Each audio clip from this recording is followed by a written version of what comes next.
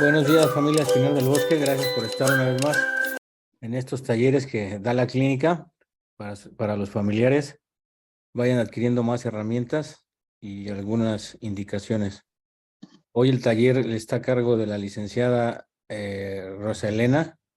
Ella es psicóloga clínica Ya y me es miembro. cambiaste el nombre, jefe. Espérate, es que se me fue. Rosalía. Rosalía, ¿verdad? Sí, Rosalía. Perdón, Rose, es que siempre es Rose. Ya sé. Ya está, apenas, ya hasta se me fue, mira. Bueno, el chiste es que ella es miembro del staff y hoy nos va a ayudar con este taller que es consumo de sustancias. Adelante, Rose. Gracias, jefe. Alma Rosa Perdón, tiene la perdón manita si se me fue el levantada. avión. Alma Rosa.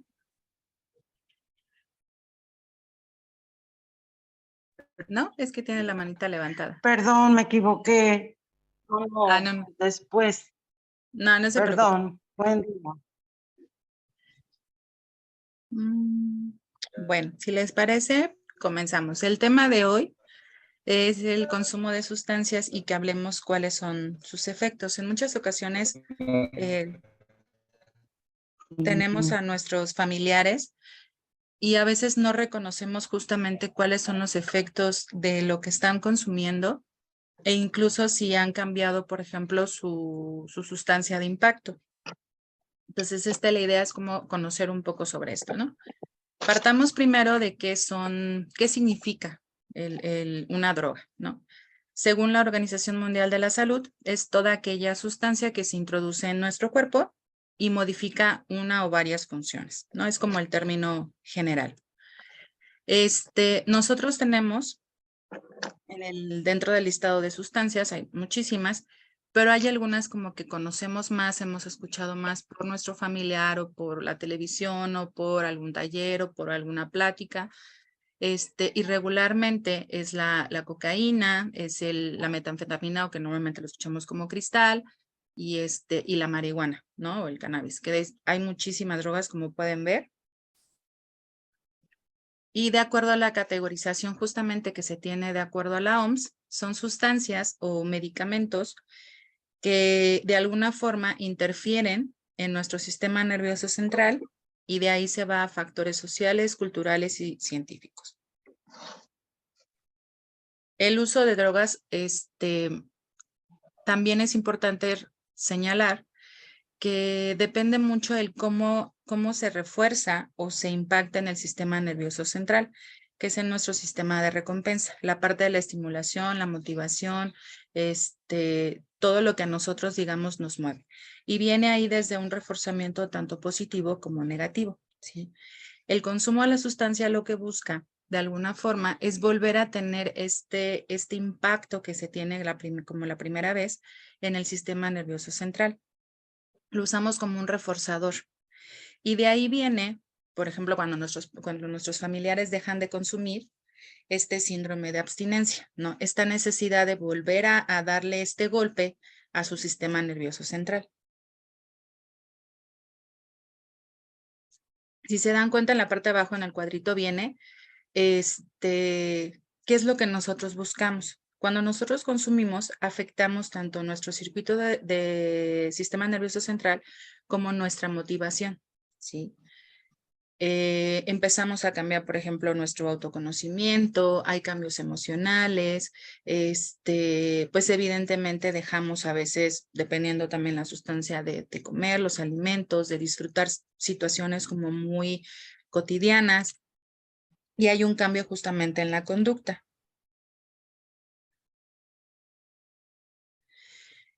Y además de todo esto, alteramos también mucho nuestra percepción de la realidad. Esta capacidad de poder generar nosotros una dependencia justamente a esta sustancia y lo hacemos como de una manera más regular y buscamos siempre esta primera sensación. Ahora, justamente que ya sabemos que es una droga como tal y en dónde impacta, que directamente es en el sistema nervioso central, tendríamos que partir por saber qué es una adicción. De acuerdo a la Organización Mundial de la Salud, la adicción es esta pues dependencia o necesidad a esta sustancia y se va a caracterizar por algunos síntomas y signos que nosotros vamos a ver y que involucran diferentes factores que se alteran. De entrada son los biológicos, la parte física, los genéticos, psicológicos y sociales. Hay alteraciones en cada una de nuestras esferas. ¿Qué podemos encontrar aquí? De entrada, cuando empezamos a ver este consumo en grandes cantidades, empezamos a hacer incrementarlo, ¿no? Ya no nos es suficiente una vez, sino ya lo hacemos de manera más consecutiva, con mayor cantidad. Empezamos a dejar de regular o pseudo regular esta parte del consumo, ¿no? Intentamos o tenemos intentos fallidos por decir ya no voy a consumir tanto, ¿sí? ¿Por qué? Porque empezamos a invertir más tiempo justamente en poder conseguir la sustancia y no solamente conseguirla, sino también el consumirla, ¿sí? En cuanto al deterioro social, es en todos los ámbitos, en lo laboral, en lo académico, en la familia, ¿sí? Nos volvemos en muchas ocasiones aislados, ¿sí? Introvertidos, nos encerramos, ¿no? Empezamos a abandonar todas nuestras actividades con la familia, empezamos a abandonar un poco el trabajo. Es como en la parte social, ¿sí? ¿Cuál sería como el riesgo en este sentido? La persona de manera recurrente empieza ya a tener o a notarse de manera física ciertos cambios, ¿sí? Y que a veces ahí es cuando nosotros como familiares realmente nos estamos dando cuenta que algo no está bien y que algo está pasando, ¿no? Ya hasta que lo vemos como de manera a veces muy física, ¿no? Que pareciera que es más tangible. Otro de los criterios que también se consideran es la parte de la tolerancia y la abstinencia. Empezamos a tener justamente ciertos factores de abstinencia, pero también generamos una mayor tolerancia a cada una de las sustancias. Y de ahí es que a veces brincamos de una sustancia a otra. De acuerdo, como les decía, la droga tiene un efecto en el sistema nervioso central y de acuerdo a la Organización Mundial de la Salud, estas se dividen en tres, que son drogas que, digamos, son depresoras del sistema nervioso, otras que estimulan y otras que son, le llaman como perturbadoras, ¿sí?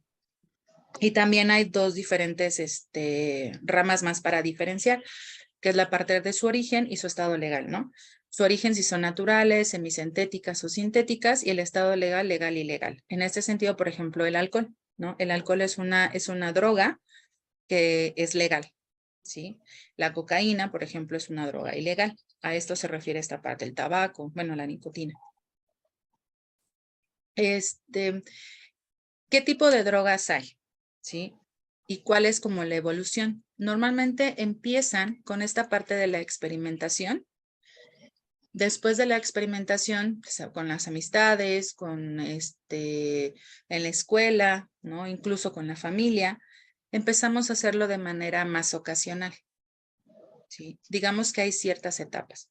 Lo empezamos a hacer de manera más ocasional, de ahí vamos, lo hacemos ya más habitual, ya no es cada 15 días, cada 20, sino no, ya lo hacemos incluso entre semana, ya empezamos a abandonar ciertas actividades en casa o en el trabajo o con la familia y ya después generamos esta parte de la dependencia. Partiendo de estas tres divisiones que tenemos, que son depresoras del sistema nervioso central, tenemos, como pueden ver, el alcohol, la heroína, la morfina, la metadona o las benzodiazepinas, que son medicamentos que normalmente esas son las que más se conocen, y son sustancias que lo que hacen es entorpecen justamente nuestro funcionamiento regular del cerebro, ¿sí?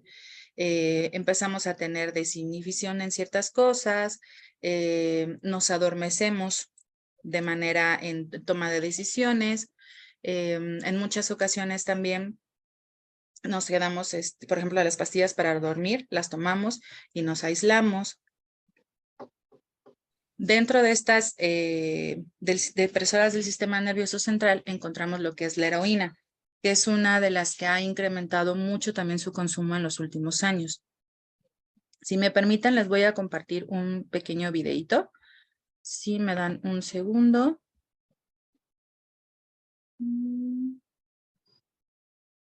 Ay, no.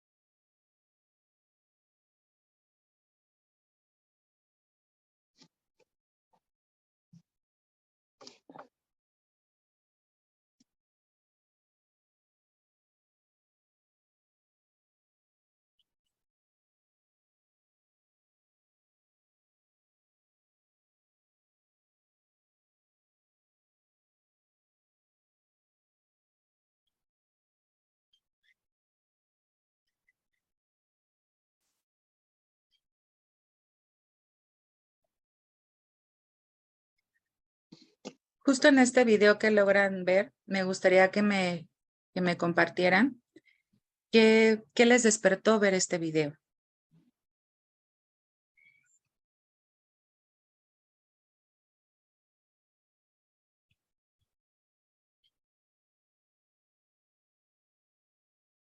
¿Alguien no?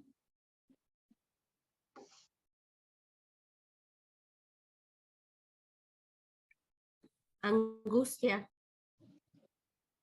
¿Angustia? ¿Por qué? Porque ahí vemos al final ya solamente ves oscuridad y parece que no puedes salir.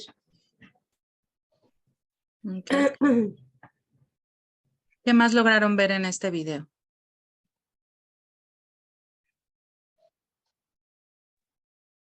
Deformación de la persona. Deformación de la persona ¿desde dónde? De todo, del cuerpo. De ella misma, de Sí, todo lo que sí. ve alrededor. Yo observé las etapas de la drogadicción, cómo paso a paso la persona se va degradando hasta llegar a perderse. Ahorita que comenta esto, señor, de las etapas de cómo vamos haciendo el consumo, hace un rato les decía, vamos generando cierta tolerancia y estamos en esta búsqueda de sentir. Si se dan cuenta, al principio el animalito, la primera vez que consume esa bolita amarilla que encuentra, tiene esta efervescencia, tiene esta sensación de felicidad, esta sensación de sentirse bien, ¿no? Y vuela muy alto, ¿sí? Conforme va cambiando, conforme va empezando la parte del consumo, incrementando su consumo. Claro que sí, después le mando el videito. Cuando va incrementando justamente su consumo, ¿qué pasa? Empieza a volar menos, ¿no? Y esta sensación placentera ya no es igual, ¿sí? Y también podemos ver ahí esta parte de cómo vamos cambiando, a veces cambiando esta sustancia justamente para poder sentir este primer vuelo, ¿no? De manera metafórica, como lo vimos ahorita, de este primer vuelo, pero que al final, pues no lo conseguimos, ¿no? ¿Alguien más?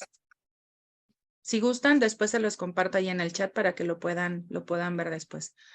¿Alguien más que pueda compartir qué le representó ver este video? Yo también digo que tardé harto.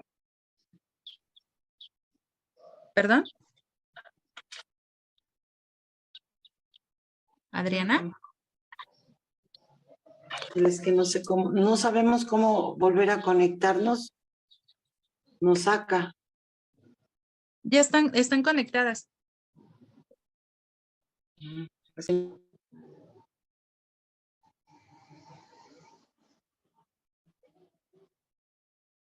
Bueno, si les parece, continuamos con la presentación. Si nadie más quiere compartir qué le representó, qué le movió este video,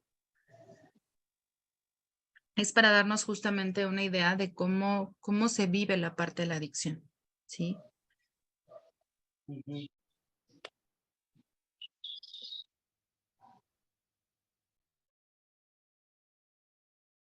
¿Se logra ver la pantalla? Sí. Ok. Perfecto.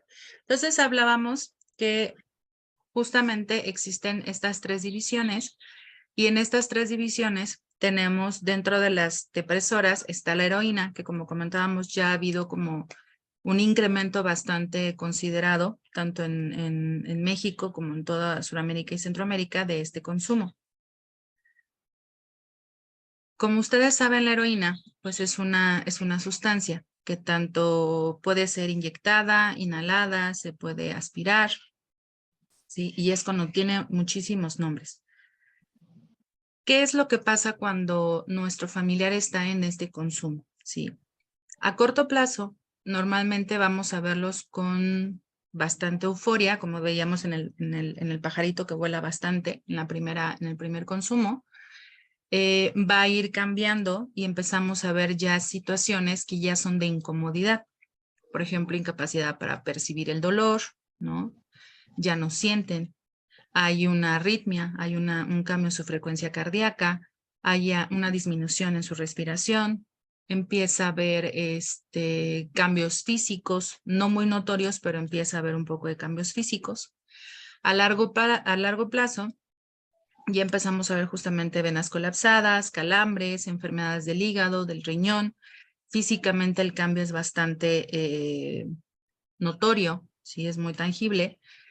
¿Con qué otras cosas se puede relacionar? En embarazos, por ejemplo, viene aborto espontáneo, los bebés nacen con muy bajo peso cuando la madre está en consumo, hay un síndrome de abstinencia neonatal, hay riesgo de enfermedades venéreas, infecciosas por compartir también agujas, VIH, hay también una combinación con alcohol que suele hacerse, y ahí viene una frecuencia cardíaca, una respiración que lleva normalmente a la muerte. ¿Cuáles serían como los síntomas que nosotros vemos en estas personas que dejan de consumir heroína? Hay mucho dolor, ¿sí? En general del cuerpo, de los músculos, de los huesos, tienen diarrea, tienen vómito, suelen tener muchos escalofríos, no duermen, hay muchísima ansiedad. Si se dan cuenta en las imágenes, la parte de la heroína hace un cambio físico bastante notable. Empezamos a notar justamente infecciones en la piel por las personas, por ejemplo, que se inyectan. Viene un daño hepático, hay problemas justamente en la parte de la nariz, irritación nasal, en los ojos, pierden el apetito, dejan de comer.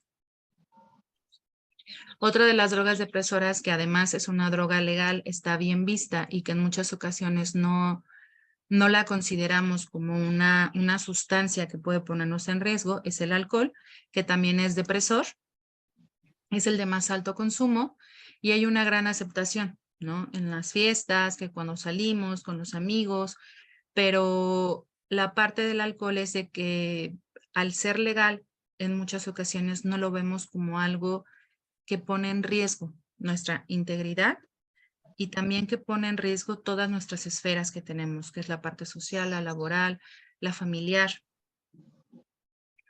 ¿Qué efectos empezamos a ver justamente en nuestro familiar que está en este consumo del alcohol? ¿Sí? Empezamos de entrada a cambiar nuestra percepción, ¿sí?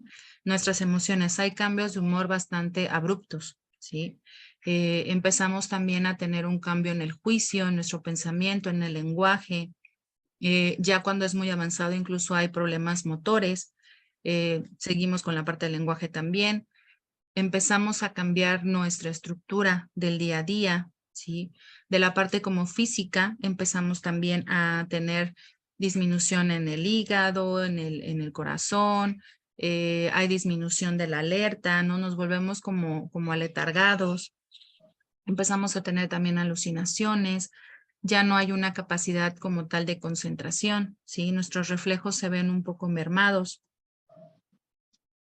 ¿Qué sucede en estos casos? Normalmente empezamos a sentir que el alcohol nos permite ser mucho más sociables, ¿no? Entonces lo asociamos a esta buena relación con el otro, a que puedo platicar mejor, a que me llevo mejor con los amigos, es lo que me permite socializar, ¿sí? También, ¿qué pasa? Lo empezamos a asociar con la parte emocional, ¿sí? Empezamos a tener cambios de comportamiento, de reacciones violentas, nuestro comportamiento cambia con la familia, lo hacemos desde la impulsividad, ¿sí? Dejamos de escuchar, movemos nuestro juicio, empezamos a sentirnos agredidos por el otro, normalmente solemos ser muy violentos ya cuando estamos en un exceso en el consumo. Y algo también bien importante es que dejamos de vernos a nosotros mismos, ¿sí? Las alteraciones, sobre todo las alteraciones de humor, es algo que se da a muy corto plazo, pero que evidentemente va a ir incrementando con el consumo, ¿sí? Y es en donde regularmente vemos, ¿no? Es que ya grita, antes no gritaba, nos avienta, antes no lo hacía, todo el tiempo busca estar fuera de casa, se tornó más agresivo, ¿sí? Otros de los que están dentro de esta parte de los depresores son los ansiolíticos, que normalmente son los medicamentos que se utilizan muchos de ellos se utilizan para la ansiedad. Y en esta parte hay 4 áreas en las cuales se ve como comprometidas con este abuso, ¿no? La parte cognitiva, empieza a haber un agobio, empieza a haber insomnio, irritabilidad, ansiedad, se incrementa muchísimo la ansiedad también. Hay debilitación muscular, hay tensión también. Empezamos a tener sudoración o seca la boca, dejamos de hablar, empezamos a tener taquicardias, ¿sí? Y la parte conductual, empezamos a evitar situaciones.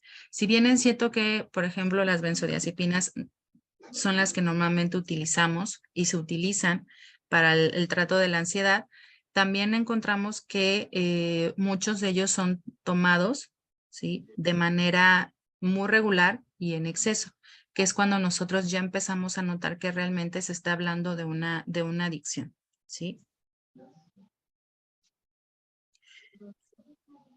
También tenemos lo que son las sustancias estimulantes, ¿sí? Normalmente la que más se conoce en esta parte de sustancias estimulantes en el sistema nervioso central son las metanfetaminas, o normalmente que lo conocemos como cristal. Las anfetaminas, el éxtasis y la cocaína son como de las más, como de mayor relevancia, no porque no existan más, pero son como las más comunes, ¿sí? Estas sustancias son un conjunto que lo que hacen es aceleran justamente nuestro funcionamiento, ¿sí? Por eso son estimulantes del sistema nervioso central. ¿Qué es lo que buscan?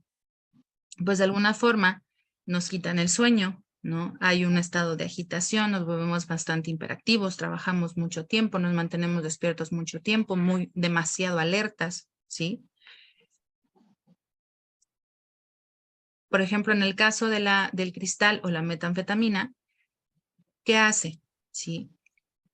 Lo que hace en nosotros es que nos mantiene efectos un poco duraderos, porque sí son duraderos, pero la sensación de displacer es todavía más duradera. ¿Qué nos pasa a corto plazo? ¿Sí? Empezamos a perder el apetito, empezamos a ver que hay problemas de respiración, su frecuencia cardíaca cambia, hay aumento de temperatura, ¿no? Sus latidos suelen ser irregulares, la presión arterial cambia, hay aumento de la vigilia, dejamos de dormir, ¿sí? Nos mantenemos totalmente activos, ¿no? Incluso en muchas ocasiones hablan que trabajan mucho más, ¿no? O sea, que tienen más energía para trabajar cuando están con el consumo del cristal. Y es algo que ellos ven bien, lo asocian con este sistema de recompensa, ¿no? A largo plazo hay confusión, hay insomnio, problemas del estado de ánimo, alucinaciones, muchísima pérdida de peso, ya en un consumo crónico hay problemas dentales graves, empezamos a perder dientes, problemas en la piel. Dentro de la parte de la conducta nos volvemos personas sumamente violentas, hay paranoia, hay alucinaciones, como igual que en las otras sustancias, pues evidentemente hay riesgo de contraer VIH, hepatitis y otras enfermedades. Dentro del embarazo, pues los bebés suelen nacer prematuros, puede haber también incluso problemas cardíacos en el bebé o cerebrales. ¿Cuáles son los efectos que, por ejemplo, podemos ver como más latentes en nuestro familiar? Hay una pérdida de memoria significativa, su comportamiento se vuelve sumamente violento, la pérdida de peso es significativa y aunado a eso empieza a haber bastantes alucinaciones, ¿sí? Los problemas dentales van, pero sobre todo son estas, ¿no? Alucinaciones, pérdida de la memoria y la pérdida de peso, además de su paranoia. Otra de las que activan el sistema nervioso central y es bastante conocida es la cocaína, ¿sí? ¿Qué hace la cocaína en nuestro cerebro? ¿Sí? Empieza a generar sensaciones placenteras y de relajación, ¿sí? Digamos que nos altera la parte de la dopamina, todo nuestro sistema nervioso central. Entre sus efectos más destacables se encuentra obviamente las pupilas dilatadas, hay un cambio en la presión arterial, en los latidos del corazón, también suele haber infartos, justamente por eso, hay insomnio, hay ansiedad, irritabilidad, temperatura elevada, hay disociación en muchas ocasiones. Y dentro de los cambios como más notorios en este consumo de la cocaína, son cambios de humor. Si se dan cuenta, en casi todos el cambio de humor, la parte conductual cambia muchísimo. Empieza a haber aislamiento, cambios habituales en la conducta alimentaria. Empezamos también, se puede tener una bajada de peso importante y también episodios de paranoia. Dentro de las estimulantes también encontramos el éxtasis, que es muy común encontrarlas en fiestas, en los raves donde van los jóvenes. Es una droga totalmente sintética. Recuerdan que hablábamos que las drogas también se dividen en sintéticas, semisintéticas y naturales. Es una droga sintética, te actúa directamente como un estimulante y alucinógeno, distorsiona totalmente la parte sensorial de la persona y obviamente genera esta sensación placentera, ¿sí? Normalmente la llegamos a encontrar en pastillitas, de hecho por ahí está la imagen, que suelen ser además muy llamativas, ¿no? De personajes, con algún tipo de logo, diferentes formas, ¿sí? Regularmente las encontramos así. ¿Qué hace? ¿Cuál es la función de esta droga en nuestro organismo o en el cerebro?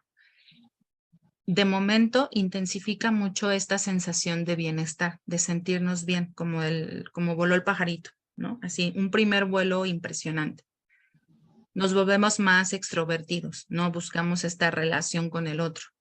Pareciera que hay una calidez emocional, que nos volvemos sumamente empáticos hacia los demás.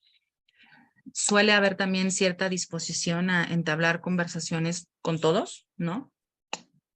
Y por último, también altera muchísimo lo que es el sueño. Hay una alteración de la percepción del dolor y evidentemente elimina el apetito, ¿sí? Por eso en muchas ocasiones en esas fiestas suelen consumir esta sustancia y pueden estar todo un día o 2 días sin consumir ningún alimento. Dentro de esta división, nuestra última es la de los alucinógenos. Esto es un grupo bastante importante porque ha habido también un incremento, sobre todo en la que viene hasta abajo, que es el ayahuasca. Ya hay incluso temazcales y viajes que te ofrecen como algo recreativo, que normalmente es recreativo, que alteran, ¿sí? Alteran el entorno y el pensamiento y los sentimientos de la persona, ¿sí? Generan alucinaciones, en general todas, y debido a este efecto de las sustancias suelen ser bastante disociativas. Nos desconectamos totalmente de nuestra realidad, ¿sí? De las más importantes son el polvo de ángel, la salvia, la ayahuasca, el DMT, el peyote y el LSD. Del que vamos en general, todos, ¿qué condiciones alteran? Nuestra serotonina y el glutamato. La serotonina, ¿qué hace? Nuestro estado anímico, nuestra percepción sensorial, ¿no? El sueño, el hambre, todo nuestro sistema de recompensa, ¿no? Nuestra temperatura corporal, nuestro movimiento muscular e intestinal, nuestro organismo, nuestro estómago lo deshace totalmente. La percepción del dolor, nuestra memoria y nuestra respuesta al medio ambiente. Nos vuelve como un poco aletargados. ¿Qué es lo que sucede después del consumo justamente de estas sustancias de manera general? Hay un aumento en la frecuencia cardíaca, tenemos náuseas, hay cambios de la percepción, altibajos del estado de ánimo, tenemos movimientos bastante descoordinados, hay convulsiones, hay pánico, tenemos pérdida del apetito, sudoración bastante excesiva, llega a haber estados de paranoia o de psicosis, ¿sí? Un pensamiento totalmente desordenado y separado de la realidad, por lo tanto hay pensamientos muy desordenados.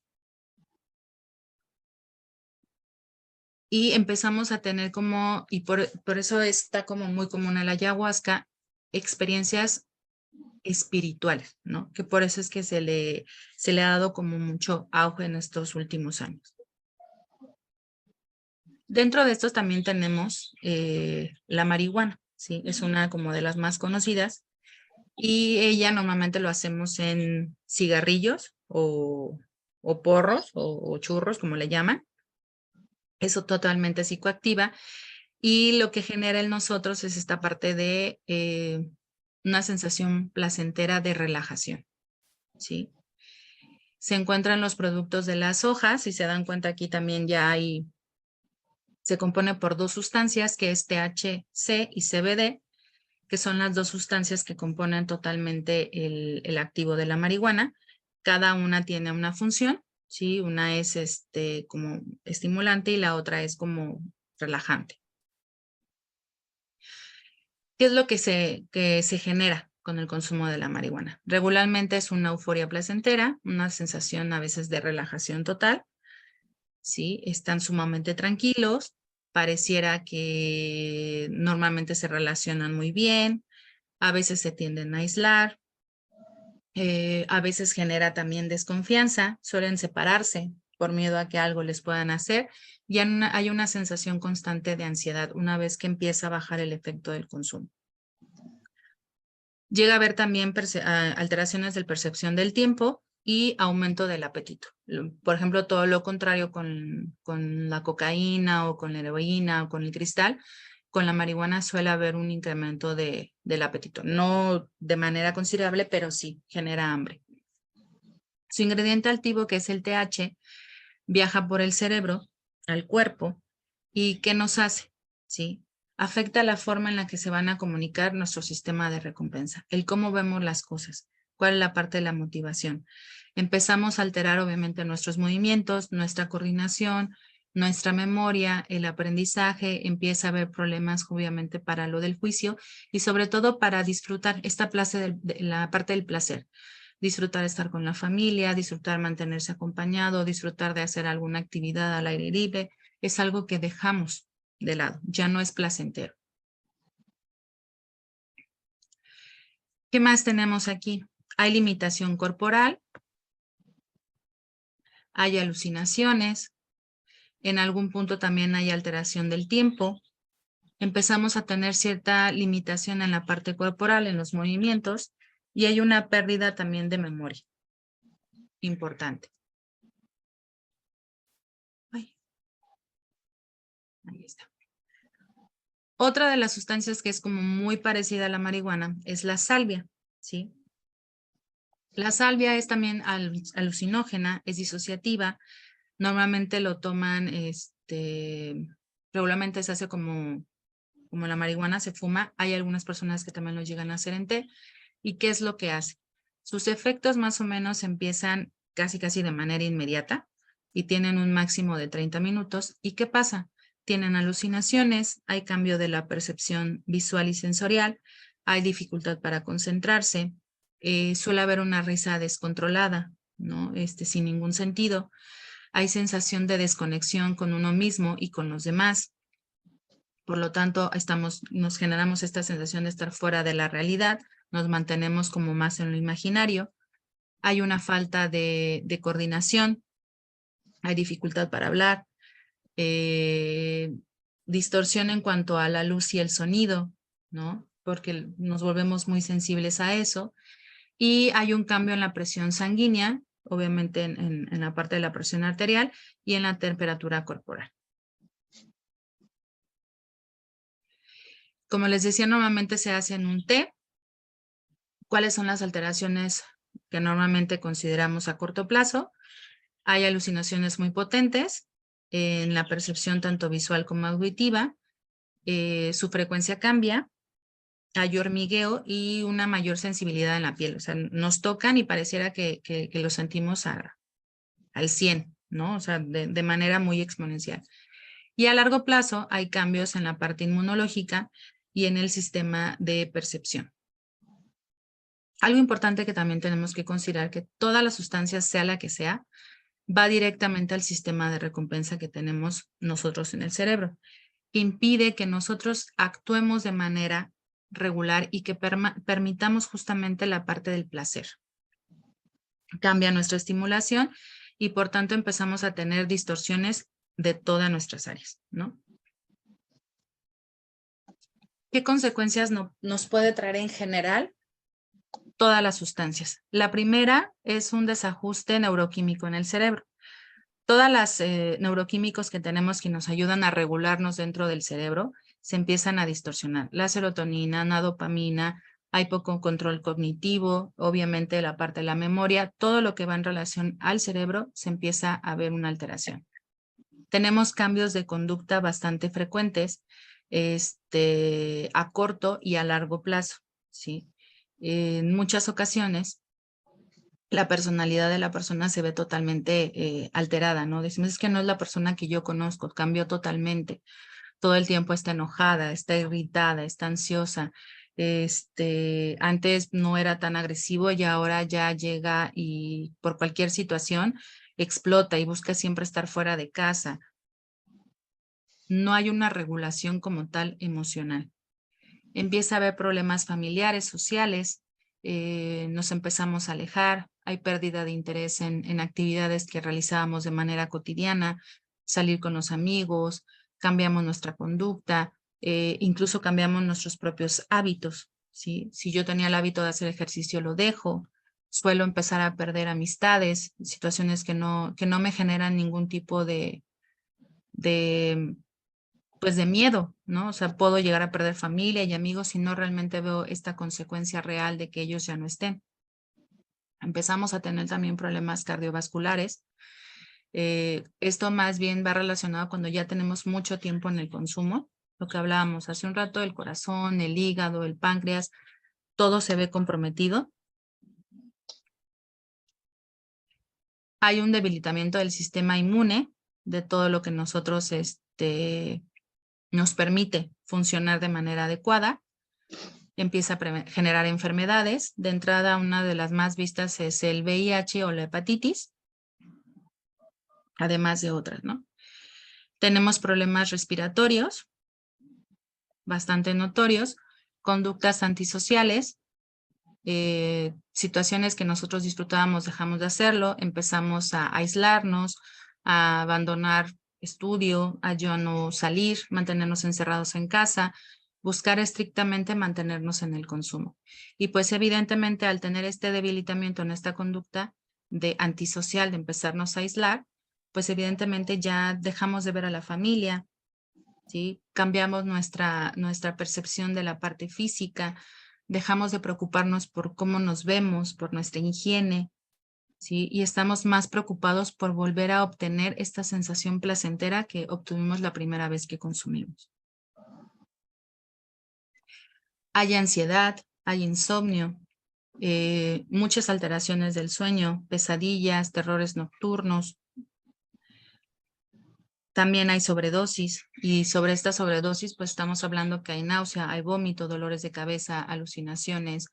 Empezamos a combinarlo también con otro tipo de sustancias y en esta búsqueda, ¿no? De tener este cerebro gratificante como la primera vez, pues evidentemente llegamos a un punto de que incrementamos nuestro consumo y lo llevamos también a esta parte de la muerte, ¿no? O sea, como veíamos en el videíto, cómo incrementa y va incrementando el consumo y va perdiendo justamente lo que es él y toda su esfera social y su parte laboral y la parte familiar y empieza a dejar de ser él para poder obtener esta sensación placentera y al final no lo obtiene. Y entonces empieza el incremento, cambiamos sustancias y llega un punto en el que evidentemente ya no lo vamos a poder obtener esa primera sensación placentera y llega la muerte, ¿no? En este caso de la sobredosis y nos llega a este punto.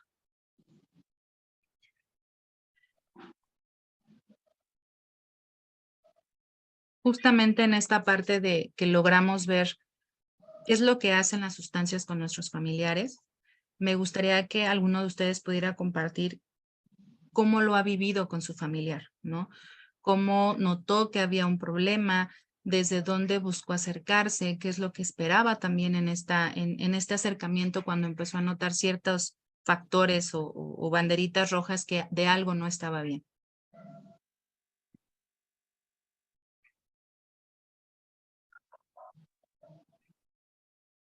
¿Alguien? ¿No? Yo empecé a notar en mi hijo que quería estar más tiempo en la calle y también, bueno, dormía menos, comía menos y con el tiempo se volvió agresivo. Todas los señales que nos has dicho, él pasó por esas etapas. Y al principio para mí fue difícil verlo porque pues solamente quería andar más en la calle, pero ya después fue muy notorio.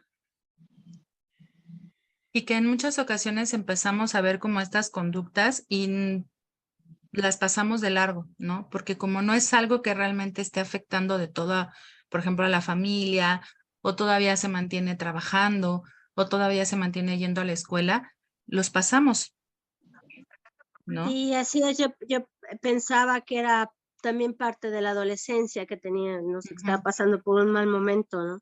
Porque tenía ya varios años con consumo, empezó con marihuana y bueno, fue también parte de eso, que decía, bueno, tiene una adolescencia difícil, va mal en la escuela porque tiene déficit de atención y cosas así, pero pues bueno, al final terminó pues muy mal para él.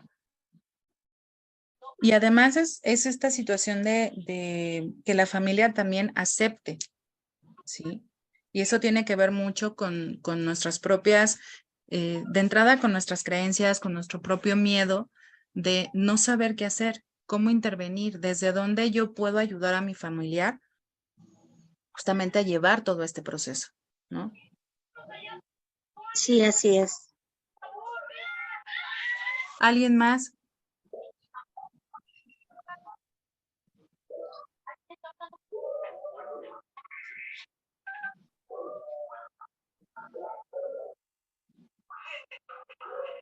¿Nadie más? ¿Tus familiares tuvieron todos estos síntomas? Algunos no. Sí, buenos días.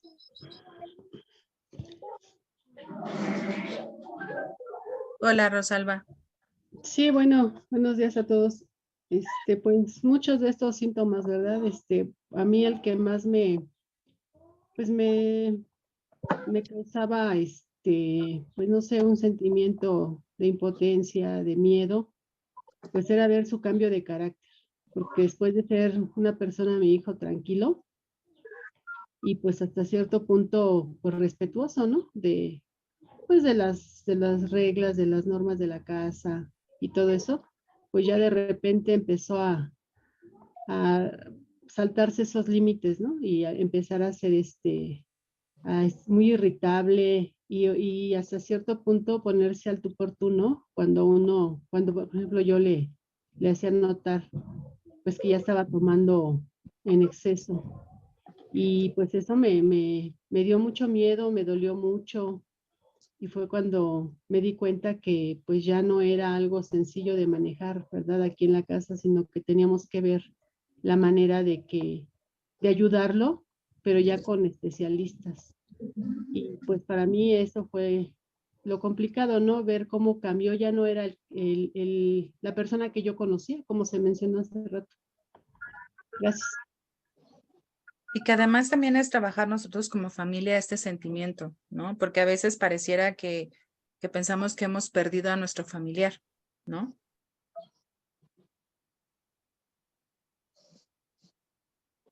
Sí, también pues ya con todo esto del proceso, pues llegamos a entender que pues tenemos que trabajar mucho también, empezar por nosotros, ¿verdad? Porque a veces pues los traumas que traemos arrastrando, los miedos, pues no nos permiten hacer lo que corresponde, ¿no? Cuando empezamos a ver un cambio de conducta en uno de los miembros de la familia. Por ejemplo, ¿no? En mi caso, que pues mi papá fue alcohólico y aunque yo pensaba que eso ya estaba superado, cuando se presenta el problema en mi hijo, pues no quería, pues me costó mucho trabajo entender que era una enfermedad, ¿no? La que él tenía, creía yo o quería pensar que era algo temporal. Entonces, pues es eso, ¿no? El trauma que trae uno arrastrando y que tiene uno que trabajar en ello para poder ayudar a la familia. Gracias. Gracias, Rosalba. ¿Alguien más? Psicóloga. Hola, señor Fernando, ¿cómo está? Bien, gracias. He estado anotando algunas cosas que durante la plática y con las pláticas anteriores voy enlazando.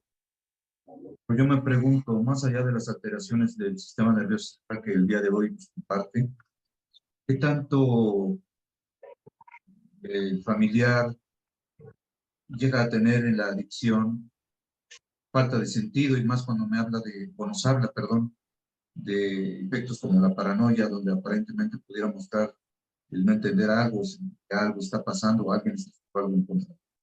No sé, hice varios puntos, quisiera considerarlos. Si en todo esto, en algún momento dado de la adicción, se altera el pensamiento lógico, es decir, que llega el momento en que pues ya no se siente suficiente y hay alteraciones en su pensamiento, que esto Juicio. más que ayudarle a la familia, la puede poner en una situación sobre las cuerdas, si lo quiero manejar de esa manera, ¿no?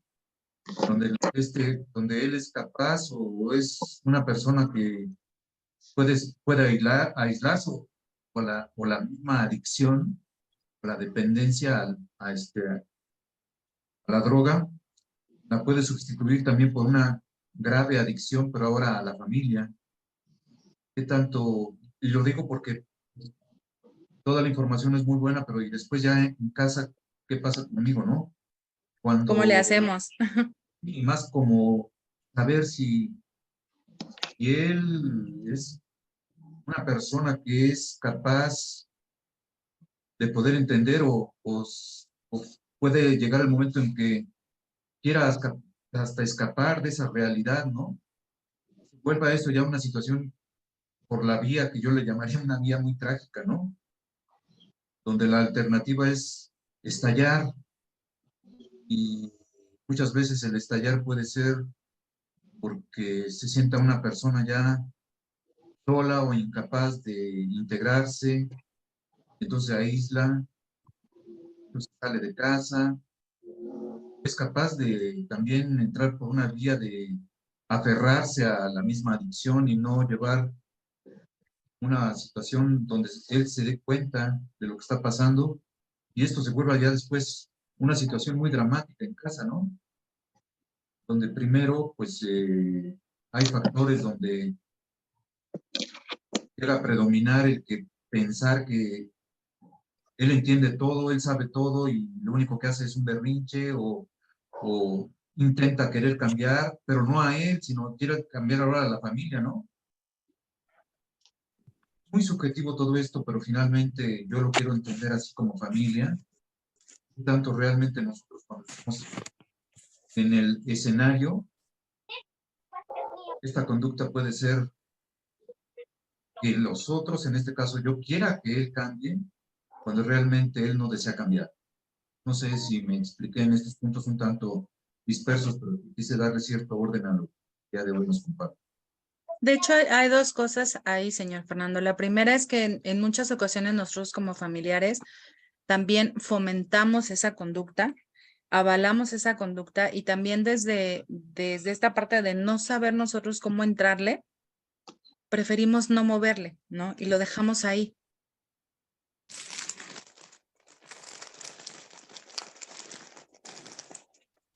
Ajá. Porque no sabemos cómo interactuar, porque no sabemos desde dónde intervenir, porque no sabemos, como usted decía, si es esta parte del berrinche, si es porque él realmente no quiere, ¿no? Y prefiere mantenerse aislado, no interactuar con los demás, no mantener una comunicación. Pero también habría que ver nosotros desde dónde nosotros permitimos justamente ese aislamiento. Ahora nos hablaba de la serotonina y el glutamato. Yo lo entiendo que son unos neurotransmisores, ¿no? Sí. Pero qué tanto esto puede, cuando hay la adicción o cuando hay ya la droga, ¿qué tanto altera esto el pensamiento? Y Altera el entonces pensamiento y la parte del juicio, ¿no? llega el momento en Nos, que, y luego el momento en que papás, pues estamos en casa, queremos como que si en este momento la dopamina y el glutamato hicieron su chamba, pero pues hay algo que los bloquea, que es la droga, ¿no? No sé. alteramos justamente la funcionalidad, o sea, el que realmente nosotros destruimos totalmente el sistema de recompensa, que es esta parte de disfrutar, ¿no? Ah, Y al nosotros tener esta parte totalmente destruida, pues realmente no le encontramos un sentido, ¿no? ahora yo la única respuesta que le encuentro aquí, me parece, a veces como que llevar al familiar a la clínica es donde entonces ahora yo también tengo que hacer cambios en mi vida personal, en tanto mi familiar está en la clínica. Se me hace muy mágico pensar que porque está 35 días las cosas van a cambiar. Yo a veces siento como que debería de estar más tiempo, ¿no? Hasta que realmente tenga un plan de vida. Ya el familiar me está mostrando que ya tiene un plan de vida, como que es el momento en que también el mismo grupo me puede dar ideas de que ya se puede ir a retirar, puede ir retirando poco, pero así como que muy tendenciosamente ya se puede ir. Pues vienen las recaídas que son muy normales. Parece que la recaída forma parte del proceso. No sé si Nos estoy, da miedo, o sea, la verdad es que sí nos da miedo el poder pensar en la recaída de nuestra familia, porque obviamente esperamos que eso no vuelva a pasar, ¿no? pero va a pasar. Así es. Eso es algo que muchas veces yo creo que los familiares tenemos que entender que aún saliéndose de la clínica va a venir la recaída y eso es algo que va a suceder. Y la recaída no es otra cosa que me parece a mí, no sé, papás, oiga, no sé, parece que la recaída es la oportunidad que se da el otro de darse cuenta qué está pasando con él, de instalarse nuevamente en el proceso de la clínica. Me parecería eso, ¿no? Pensar que sale de ahí, ya no va a haber recaídas, me parece que lo estaría entendiendo mal. No sé, usted corrige. De hecho, ahorita comentaba dos cosas. La parte de los 35 días.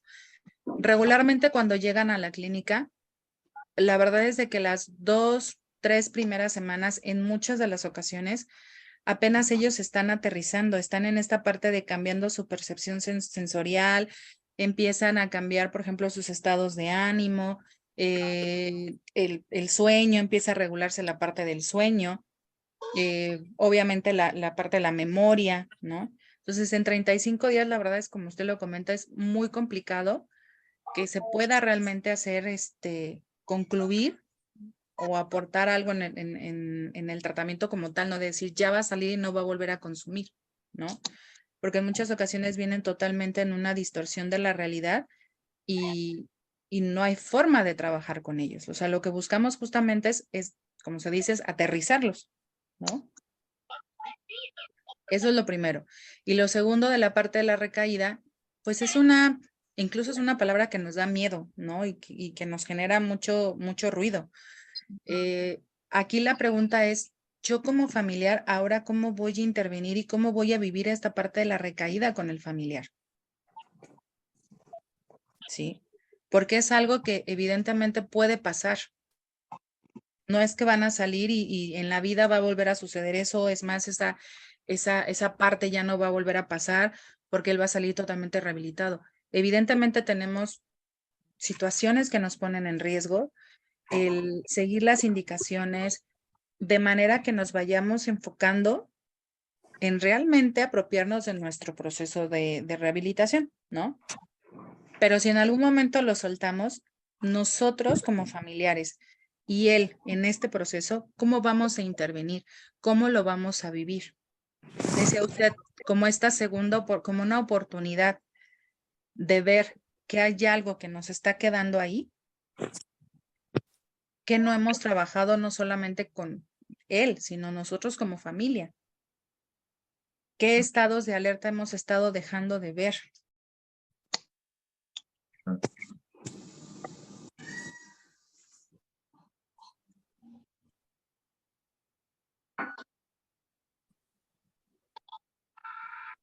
Porque en muchas ocasiones es que estamos dejando de hacer algo que a veces ni nosotros mismos vemos.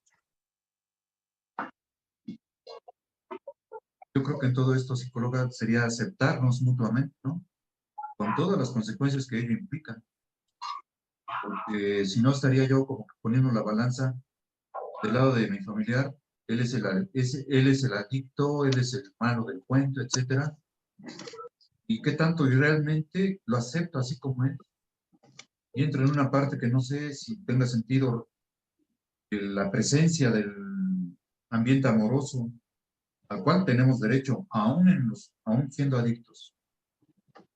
Y en esa situación amorosa incluye también tener que renunciar a ciertas posturas, ¿no? Me parece, ¿no? No sé, psicóloga, si me explico. Pero también poner límites, señor, porque si no Claro, por estamos en supuesto. esta parte de ser rescatados, estarlos rescatando todo el tiempo desde esta parte amorosa, pero también que ellos se vayan esta parte de su responsabilidad. O sea, si tenemos que estar conscientes justo de hasta dónde nosotros, como dice usted, desde esta parte amorosa, podemos también intervenir. Sí, es que finalmente entiendo, psicólogo, que la parte amorosa implica tres cosas que me parecerían interesantes en la parte amorosa.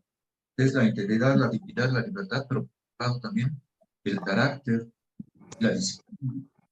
Y eso realmente es el amor, si no me estoy viendo en una situación muy fraterna, ¿no? Me parece a mí. Con eso. Javi, Gracias. levanta tu chancla. Levántalas.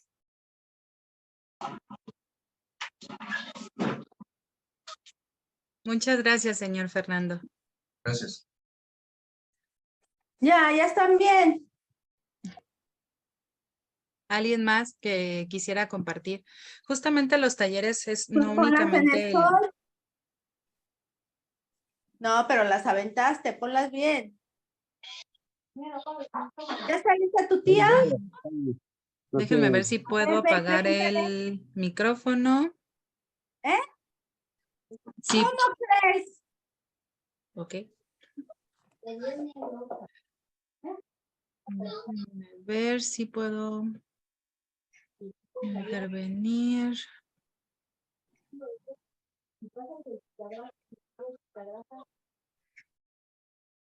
Listo, ya.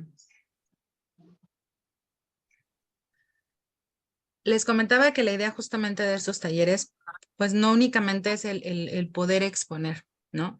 Sino que también ustedes como familias compartan cómo han vivido justamente este proceso, desde donde de alguna forma han entrado a tratar de apoyar al familiar, cuáles han sido las dificultades que han enfrentado. En muchas ocasiones lo hacemos de manera bastante atropellada, pero en otras pues lo hacemos de la manera más asertiva, ¿no? Entonces justamente es la idea del taller, que también como familiares podamos aprender de cómo lo hemos vivido, ¿sí? En el chat. Okay. ¿Alguien más que quisiera compartir? Sí, buenos días. Pues Buenos días, Elvia. yo soy mamá de un adicto y todo lo que escuché hoy de parte de usted, todo eso yo lo viví. Yo, desde luego, pues en su momento yo totalmente ignorante de lo que era la adicción, yo desconocía también que la adicción es una enfermedad. Y ante esa ignorancia que yo viví durante 9 años que lleva mi hijo consumiendo, era un caos en la casa porque pues yo a mi hijo lo trataba como una persona normal cuando no era una persona normal. Quería que me entendiera lo que yo le decía porque pues yo no alcanzaba la dimensión de los efectos que estaba causando la sustancia en su cuerpo, ¿no? Él empezó a consumir marihuana y ya luego se quedó con la droga de impacto que es pues la metanfetamina, El cristal. que le dejó estragos horribles en el cuerpo. Ahorita pues ya tiene hasta cirrosis y como que ya le está cayendo el 20 ahorita de que ve cómo está de mal, ¿no? Entonces, mi participación va en este sentido de que cuando los familiares cercanos que están con ellos no iniciamos un proceso recuperación a la par que ellos también inician su proceso, y eso la verdad que también lo acabo de asimilar y entender. Es muy difícil que nuestros hijos se recuperen cuando nosotros estamos en esa negación, cuando nosotros creemos que porque somos los papás, estamos bien en todo, ¿no?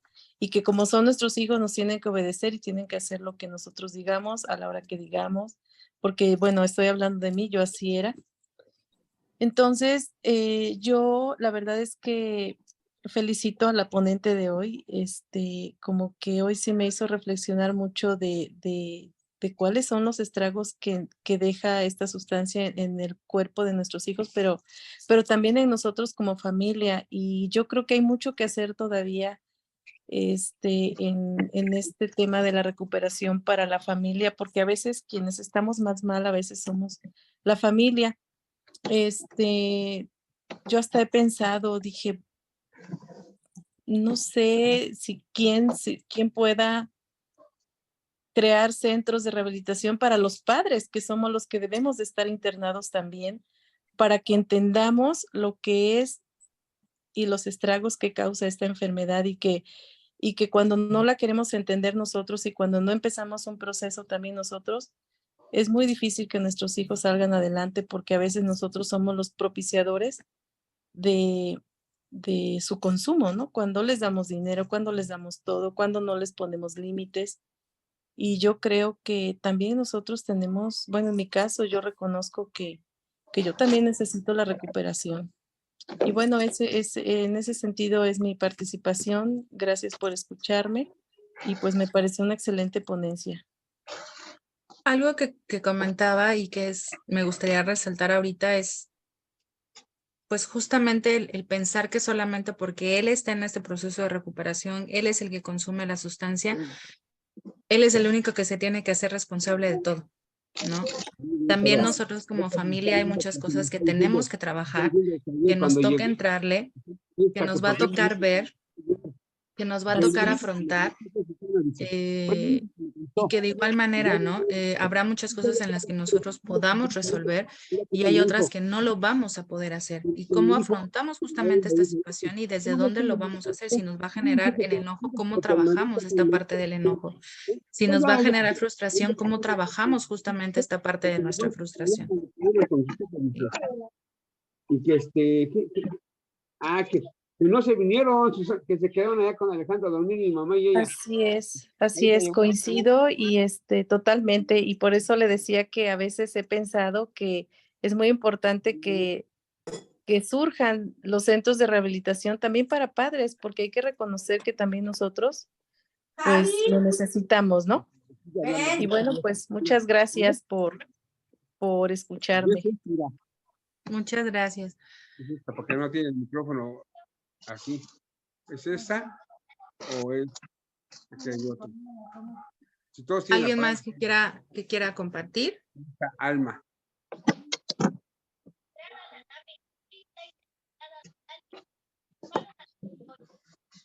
Fernando tiene conectado su micrófono. Alguien más tiene el micrófono abierto, pero no sé si es que quiera participar o más bien dejó abierto el micrófono. Lo dejaron abiertos. Bueno, pues si nadie más quiere aportar algo, me gustaría mucho agradecerles el tiempo y la disposición que se toman, no solamente hoy, sino todos los fines de semana, desde esta parte, como decía el señor Fernando, ¿no? Desde la parte amorosa, no solamente para sus familiares, sino también para ustedes mismos, porque esto también es una herramienta para ustedes, no es únicamente para ellos, es para ustedes también. Entonces, quiero agradecerles justo esta parte de su compromiso, además de ellos, con ustedes mismos. Sí. Yo pensé que se iba a tardar tu tía para que te comieras un cereal mientras. Muchas gracias. ¿Y habría manera de que apagaran sus micrófonos las próximas veces? Porque la verdad sí es un poco molesto. No se entiende muy bien. Sí.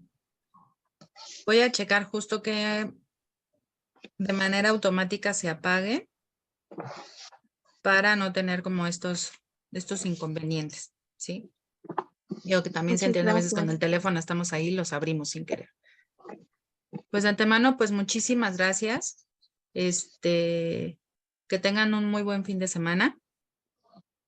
Y recuerden que todos los sábados están los talleres para que realmente se comprometan, como les comentaba, no solamente es con el familiar, es con ustedes mismos, ¿sí? Porque todo esto son herramientas que se llevan para su día a día, ¿sí? Bonito fin de semana, gracias. Igualmente. Gracias, psicóloga. Buena tarde, familia.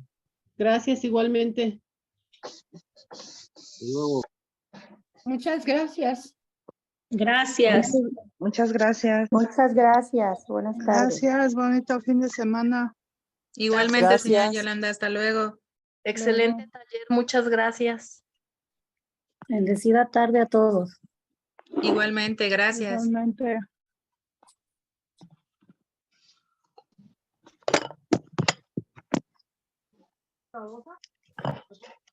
Pedro, este café no es mío.